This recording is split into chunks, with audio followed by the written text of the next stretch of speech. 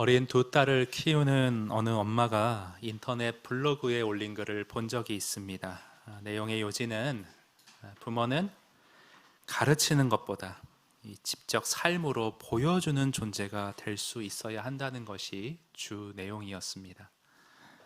다시 말해 겸손하게 사는 삶, 욕심을 지나치게 부리지 않는 삶, 그리고 시간을 소중히 관리하며 사는 삶, 이런 것들은 말로 알려줄 수도 있겠지만 그것이 아이의 마음에 와닿지 않는다면 수십 번 아무리 얘기한다 한들 아이의 삶 속으로 그 좋은 말들이 스며들지를 못하기에 부모는 잔소리처럼 입으로만 가르칠 게 아니라 이 존재와 삶으로 보여주는 존재가 되어야 한다는 것입니다.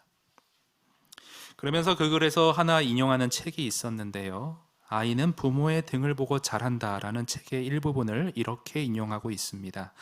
부모의 모습이 자녀의 삶에 곧장 드러나지 않을 수 있다. 그러나 이런 모습이 계속 보여지고 쌓여간다면 자녀가 미래에 보일 삶의 자세나 그것이 방식이 될 수 있다. 이견의 찬반이 이렇게 갈릴 수도 있겠지만 적어도 저의 경험 안에서는 이 말이 상당히 일리가 있는 주장이라고 저는 그렇게 생각을 합니다. 지난주 제가 재정 사용에 관한 말씀을 드렸었는데요, 그러한 관점들이 가까이로는 이찬수 목사님의 영향이 있었고요. 이찬수 목사님 보시면 자꾸 모으고 채우려 하기보다는 부단히 계속 나누고자 노력을 하시잖아요. 또 목사님뿐 아니라 더 거슬러 올라가 보면 저희 아버지의 영향이 또 결정적이 아니었나 싶습니다. 아버지가 개척하시고 초기에 사택을 따로 얻지 못하시던 시절이 있었습니다. 저희 교회처럼 이렇게 상가를 임대해서 이런 예배당 한쪽 구석에 이렇게 나무 칸막이로 해서 세 식구가 거기 살았던 적이 있습니다. 상가 공용 화장실에 세 식구가 같이 양치하고 세수했던 기억, 그리고 겨울에는 뜨거운 물이 안 나와서 물을 데워서 세수를 했는데 어린 제가 그만 그 뜨거운 양동이에 발을 잘못 담가 기부스를 하고 다녔던 그런 기억도 있습니다. 그 시절에 어느 해외 선교사님 한 분이 다른 분에게 추천을 받아서 성실히 목회하시던 저희 아버님에게 후원을 좀 하시기로 그렇게 연락이 오셨습니다. 80년대 그때인데 무려 금액이 1억 원, 지금 1억하고 다르죠. 근데 저희 아버지는 그 돈을 받지 않으시고요, 저 말고 교단 국내 선교부에 후원을 해주시면 이 돈이 더 어려운 교회, 더 절실히 필요한 분에게 잘 흘러갈 것 같습니다 하면서 그 후원금을 다른 곳으로 돌리셨어요. 어머니는 왜 굳이 그래야 됐냐 이런 말씀도 좀 하셨지만 또 어느 날은 길을 걸어가시는데 제가 우연찮게 이렇게 뒤쪽에서 아버지가 걸어가시는 모습을 먼발치에서 보게 되었습니다. 근데 골목길에 아버지가 걸어가시는 길에 휴지가 너저분하게 널려 있는데 그걸 다 주워서 정리하시고 또 가시는 거예요. 저는 아직 성격이 아버지처럼은 못 돼서 아니 내가 한 것도 아닌데 내가 그걸 왜 주워? 저는 이렇게 가는데, 근데 최소한 아버지의 그런 모습을 보고 자라서 그런지 그 어릴 때 친구들하고 그 아이스크림 사 먹으면 그 막대기 남지 않습니까? 기억이, 친구들은 다 휘휘 거리는데 전 도저히 못 버리겠더라고요. 아버지가 또 줄 것 같기도 하고. 그래서 주머니에 그걸 넣어서 갖고 왔던 그런 기억이 남아 있습니다. 자식은 부모의 등을, 부모의 뒷모습을 보고 자란다는 말이 맞는 것 같습니다. 그런데 오늘 본문에는 아브라함의 조카 롯과 그 롯의 뒷모습을 보고 자라난 두 딸들의 이야기가 실려 있습니다. 여기서 여러분, 뒷모습이란 그런 거죠. 아무도 보는 사람 없을 때 당신은 누구인가? 그러니까 거칠이나 위선으로 감출 수 없는 그 사람 본래 내면에서 묻어나오는 실제 모습, 아무도 보는 사람 없는데 휴지를 주우시는 그런 모습. 롯은, 이 롯이라는 사람은 자신의 딸들에게 어떠한 모습, 어떠한 뒷모습을 보이며 살아갔었는가? 그는 대체 어떤 부모, 어떤 신앙인으로 자녀들에게, 어떤 사람들에게, 주변 사람들에게 어떻게 그의 모습이 비춰졌을까? 자, 이 질문을 중심으로 해서 오늘 본문의 내용을 여러분과 함께 살펴나가도록 하겠습니다. 먼저 1절부터 3절까지인데요. 오늘 앞에 우리가 짧게 봉독했으니까 교독으로 이 부분 다시 한번 읽어봅니다. 제가 먼저 읽습니다. 저녁 때에 그 두 천사가 소돔에 이르니 마침 롯이 소돔 성문에 앉아 있다가 그들을 보고 일어나 영접하고 땅에 엎드러 절하며 2절 시작. 이르되 내 주여 돌이켜 종의 집으로 들어와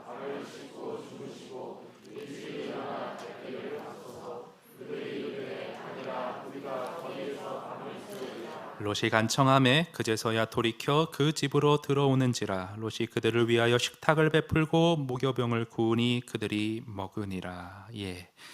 지금 롯은요, 아주 익숙한 장면으로 여러분 기억하실 건데, 그 앞장에서, 지난주에 살펴봤던 바로 앞장에서 아브라함과 똑같이 하고 있지요.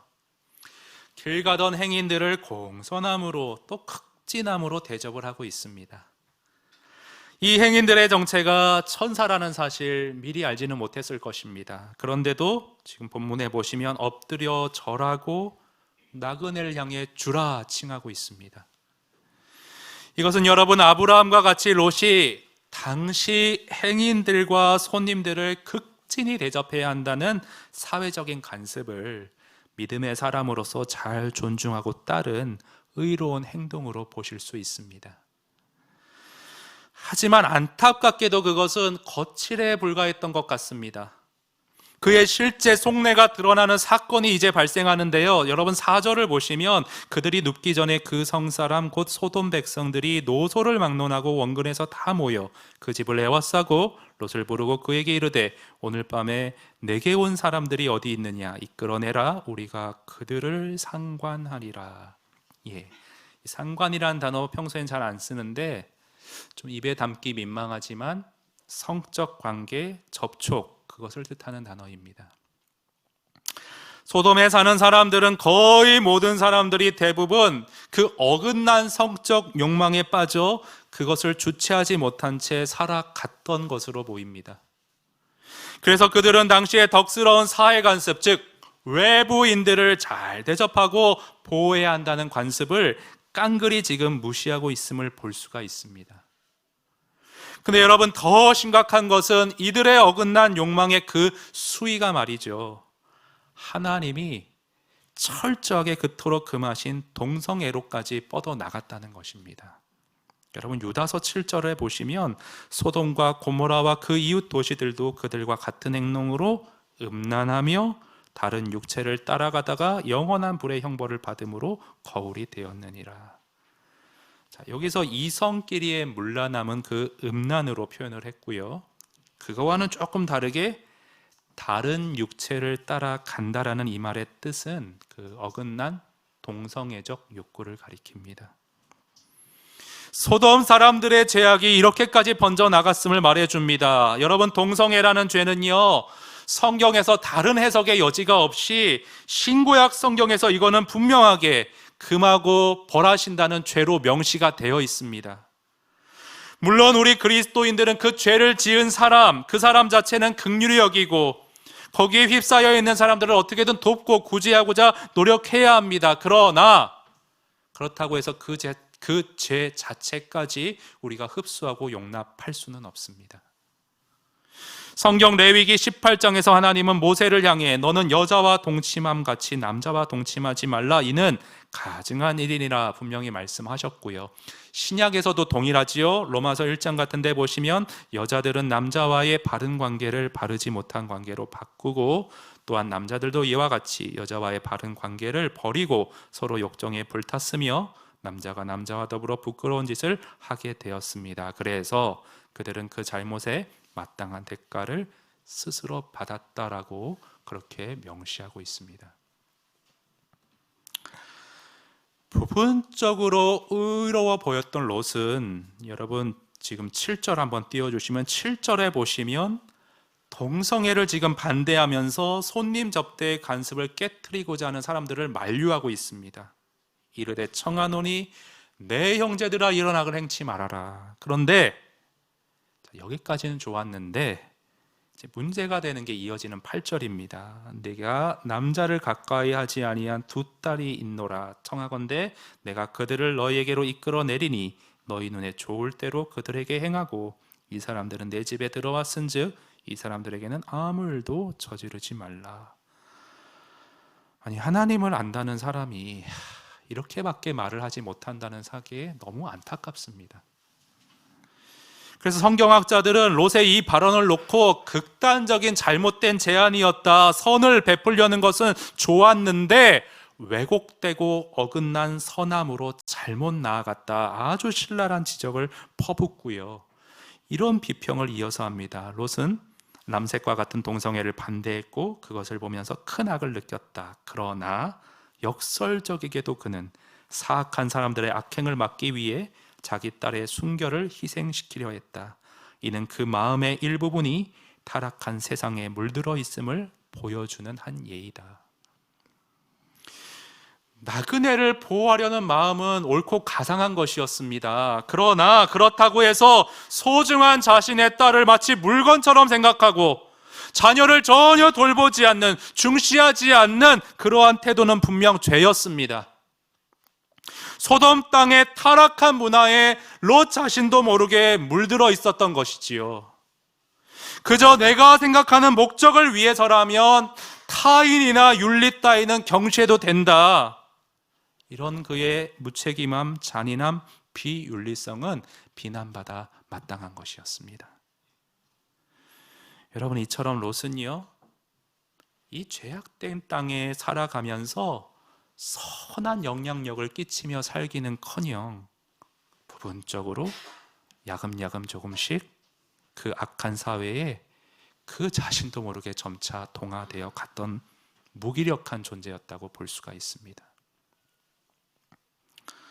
물론 앞부분에서 살펴보았듯이 평상시 롯의 생활 태도에는 의로운 부분도 있었습니다. 그의 삶은 소돔 땅의 악한 풍습에 젖은 사람들과는 다른 것이었습니다. 그러나 그럼에도 불구하고 그는 자신도 모르는 사이 점차적으로 타락하고 세속적 가치에 점차 그의 영혼이 물들어가고 있었음을 오늘 본문은 군데군데에서 그것을 암시하여 우리에게 경고로서 그걸 보여주고 계십니다.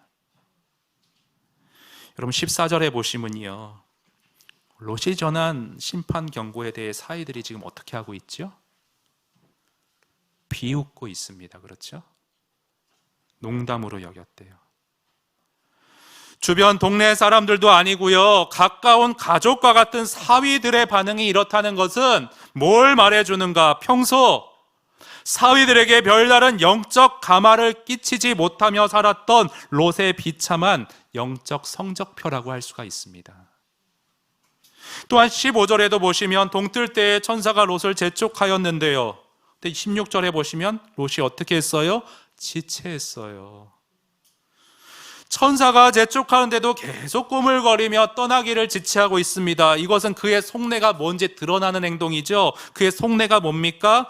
하나님과 함께 낯선 곳으로 피해가기보다는 죄인들과 함께 여전히 이 도시 속에 머물며 자신이 그동안 누려온 안락, 안전, 즐거움, 이익, 이것을 계속 누리며 살기를 원했던 마음이 계속 그의 발목을 끌어내리고 있었던 겁니다. 아울러서 여러분 1절도 거슬러서 다시 한번 보시면 롯이 지금 어디에 앉아 있는가? 소돔 성문에 앉아 있다고 되어 있습니다. 여러분, 당시 기록을 보면 성문에는 두 분류의 사람이 앉아 있었다고 합니다. 첫째는 장사하는 사람들, 둘째는 그 소돔 지역의 유지들. 근데 지금 1절에 보면 롯이 물건을 팔았다는 기록은 없어요. 그래서 롯은 이 지역의 유지로서 자리를 잡고 있었구나 추정할 수가 있습니다. 그러니까 뭐예요? 비록 제약된 곳이기는 하지만 롯 자신에게 경제적인 안정과 사회적인 지위와 세속적인 즐거움과 이득을 보장해주는 이 곳을 내가 뒤도 돌아보지 않고 한순간에 떠난다는 것이 롯에게는 정말 쉽지 않았다는 것입니다. 그래서 이제 곧 도시에 유황과 불이 쏟아진다라고 재촉하는데 그게 머리로는 받아들여지는데 이 마음으로는 떠나는 것을 못내 아쉬워하면서 발이 좀처럼 옮겨지지를 않는 겁니다. 이렇게 세속적 알랄에 자신도 모르게 물들어가 있던 롯을 향해 천사들은 아주 정확하게 지적을 하죠. 17절에 보시면 돌아보거나 머물지 말라고 하죠. 지체하지 말라고, 머뭇거리지 말라고. 그런데 이어지는 롯의 다음 대답이 참 과간이에요. 18절 이하 보시면 내 주여 그리마옵소서. 19절에 보시면 저는 산이 아닌 성읍으로 피신하기를 원합니다. 넘겨주시겠어요? 저는 성이 아닌 산이 아닌 성읍으로 피신하기를 원합니다. 자, 롯이 지목한 성읍은요, 심판받아 마땅한 죄악에 물들어 있던 소돔 도시의 일부분이었어요. 그런데도 불구하고 롯은 그곳으로, 그 죄악된 장소로 피신하고 싶다, 그 성읍만은 심판이 비켜가기를 원한다 요청을 하고 있어요. 왜요? 거리가 멀다고 핑계를 지금 대고는 있지만 마지막까지 자신의 미련이 남긴 성읍을 보존하고자 애쓰며 도시의 세속적인 삶을 끝까지 집착하는 가련한 죄인의 모습을 보이고 있는 것이죠. 사랑하는 여러분, 그러나 이것이 어찌 롯만의 모습이겠습니까? 우리 안에는, 오늘 우리 안에는 세속적 가치에 집착하는 부분이 전혀 없더라고 자신 있게 말할 분이 여기 계십니까? 물론 이 세상에서 안정과 안락을 구하는 거 나쁜 거 절대 아닙니다. 우리는 주님이 허락해 주신 좋은 안정된 것들을 기쁨과 감사함으로 누릴 줄 알아야 합니다. 그러나 그것이 어느 순간 주님보다 앞서 나가고 주님을 위한 나의 희생과 결단을 내리는 일에 있어서 그것이 자꾸만 주저함이 되고 집착으로 작용하여서 나를 사로잡고 있어서는 안 됩니다. 우리는 이 세상에서 마땅히 누릴 수 있는 좋은 것들이 때때로 예수 그리스도를 따르는 희생과 헌신과 사랑의 실천에 그것이 조금이라도 걸림돌이 된다면 우리는 과감히 그것을 끊어내고 분리할 수 있는 결단이 필요합니다. 그래서 사도 바울은 유명한 고백했죠. 그러나 무엇이든지 내게 유익하던 것을 내가 그리스도를 위하여 다 해로 여긴다고요. 바울은 이 세상의 나쁜 것들뿐만 아니라 이 세상의 좋은 것들이라 할지라도 그것이 나로 하여금 나의 주님, 나의 사랑 그리스도를 제껴두게 만든다면, 세상을 더 숭배하는 쪽으로 자꾸 나를 이끌어 간다면 나는 그것을 해로 여길 뿐 아니라 심지어 배설물로까지 취급한다 선언을 하는 것입니다. 그러나 너무 이렇게 강하게 철저하게 하지 않더라도 롯의 경우를 보면, 오늘 16절 같은 데 보면 자비로우신 하나님께서는 그런 부족한 그의 손을 잡고 천국으로 궁극적으로 이끌어 주시겠다는 그 사인으로서 지금 심판을 피하게 해주신 것을 볼 수 있습니다. 여러분, 우리도 마찬가지예요. 세속적인 삶에 내 한쪽 발을 담그고 있다 할지라도 하나님은 천국의 확신 가운데 나를 분명히 그곳으로 들이실 것입니다. 그러나 여러분, 문제는요,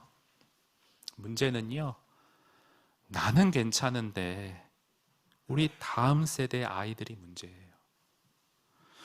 우리가 주님 안에서의 기쁨보다도 세상의 피상적인 즐거움을 추구하며 살아갈 때, 우리가 주님 안에서 하나님 나라의 완성과 소망과 확신과 열정을 가지고 살아가지 않고 그저 세속적인 안락과 안전과 즐거움만을 추구하며 살아갈 때 우리는 우리 다음 세대에게 한시적이고 세상의 세속적인 그 기름진 유산만을 물려주게 될 가능성이 높다고 봅니다. 세속적인 가치를 추구하며 살았던 롯을 곁에서 보며 자라났던 그 둘 딸들, 어떤 유산 물려받았지요? 그들은 소돔 땅을 탈출한 이후에 아버지에게 술을 먹이고, 참 말하기도 제가 민망한데 아버지와 관계를 가져 자손을 낳는 일을 벌였습니다. 롯의 딸들은요, 하나님의 방법, 하나님의 목적, 하나님 나라의 가치와는 전혀 상관없이 세속적인 가치관에 이 마음과 모든 가치관들이 경도된 나머지 근친상간과 속임수까지도 서슴없이 마구 행했던 모습을 보이는 것이었습니다. 그 결과는 또 뭐냐? 그녀들을 통해 나온 자손들은요, 하나님의 백성 이스라엘을 괴롭히고 죄악을 일삼았던 모압과 암몬 족속이 되었습니다. 세속적 가치의 유산은 이런 결과를 낳습니다. 엊그제 수능 점수가 이제 나왔는데요, 저는 이번에 수능을 본 우리 아이들 모두가 정말 열심히 노력한 만큼 좋은 성과를 거두었기를 진심으로 바라고 있습니다. 그러나 저는요, 아이들이 어느 대학에 가느냐, 어느 고등학교에 진학하느냐, 어느 직장에 취직하고 어느 정도의 연봉을 받을 것인가에 대해서는 크게 사실 관심이 없습니다. 저는 아이들이 어느 대학에 가든지 어느 직장에 가든지 앞으로 어느 정도의 월급을 받게 되든지 간에 앞으로 자녀들이 서 있게 될 그곳에서, 그 자리에서 예수 그리스도의 생명의 복음을 밝히며 죄로부터 승리하며 사탄이 맹위를 떨치고 있는 이 죄악된 세상 가운데 복음의 빛을 밝히고 희생과 섬김의 삶으로 하나님께 영광 돌리는, 하나님 나라를 구현해가는 우리 주의 자녀들이 되도록 하는 데에 저의 모든 관심과 목회적인 열심과 마음들이 집중이 되어 있습니다. 이같이 하나님 나라의 가치가 강조되어지고 그것이 내 삶의 실제와 실천으로 전수가 되지 않는 이상 우리 다음 세대에게 있어서 신앙은 그저 하나의 교양이요, 우리 엄마 아빠 보니까 그것은 하나의 문화생활이요, 이론이요, 하나의 습관으로밖에 그렇게 물려가지 못할 것입니다. 그리고 그 결과 점차적으로 이런 현상이 나고 있는 것 같아서 안타까운데, 그 결과 우리 아이들은, 그러한 모습을 보고 자라난 우리 아이들은 세상에 흡수되어 버려서 아무 능력 없는, 아무 감동 없는 종교인으로 그렇게 남아있게 될지도 모릅니다. 저는 우리 교회 부모님들이 자녀들에게 학업과 진학을 강조하고 정말 열심히 지도해 주시기를 바랍니다. 그게 맞습니다. 부모의 책임입니다. 그러나 그와 동시에 그보다 더 큰 관심과 열정으로 하나님 나라의 가치를 아이들에게 강조해 주시고 삶의 실천과 모범으로 보여주시기를 부탁드립니다. 여러분, 오늘 말씀 앞에 여러분 자신을 한번 점검해 보시기를 바랍니다. 내 안에는 하나님 나라의 가치를 추구하는 열망과 세속적인 가치를 추구하는 열망 가운데 이 두 가지 가운데 어느 것이 더 큰 내 삶의 비중과 우선순위를 차지하고 있는가? 오늘 나의 삶은 무엇에 초점을 맞춰 달려나가고 있는가? 이런 오늘 나의 모습을 통해 내 자녀들이 물려받게 될 영적인 유산은 무엇일까? 저는 오늘 이 질문에 대한 실질적인 적용점으로 두 가지를 여러분과 좀 같이 생각해 보고자 합니다. 첫 번째는요, 온가족 말씀 큐티 운동에 대해 좀 생각을 해보고자 합니다. 현재 우리 교회 다음 세대 교육부서에서는 그 아이들에게 이렇게 큐티를 지도해 나갈 때 중고등부에서는 청소년 매일 성경을 그 오태웅 목사님 때부터 쭉 이렇게 가지고 지도를 해왔습니다. 그리고 미취학 또 유년 초등부는 그 분당 우리 교회에서 사용하는 교재가 있어요. 아이들 큐티 교재, 큐티C 그리고 어묵, 이 두 가지를 사용해 오고 있습니다.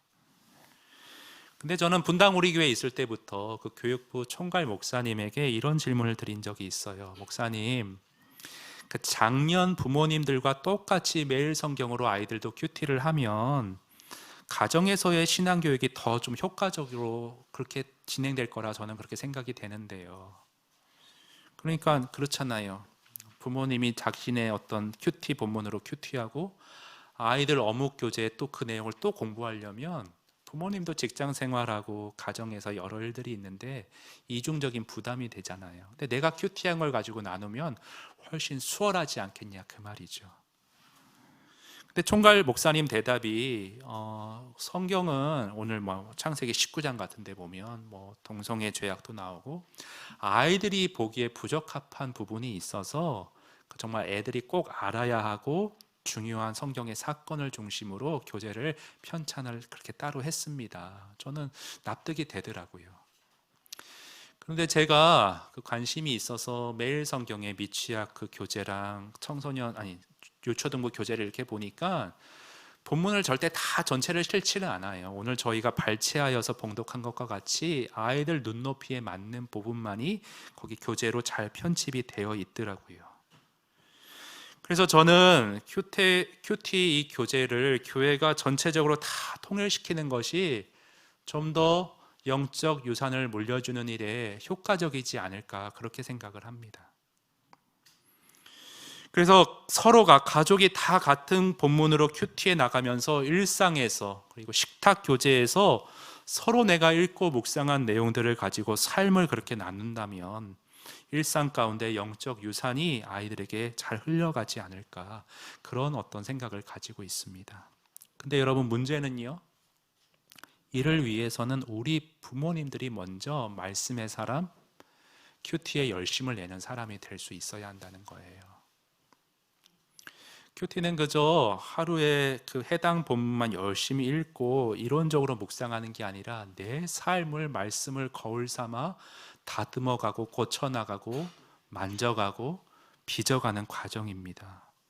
그 본을 먼저 진정성 있게 부모님이 보일 수 있을 때 부족하지만 말씀을 붙잡고 몸부림치는 그 모습을 보일 수 있을 때 아이들에게 그것이 일상의 나눔 가운데 잘 접목되어지고 감동으로 다가갈 수 있다고 저는 봅니다.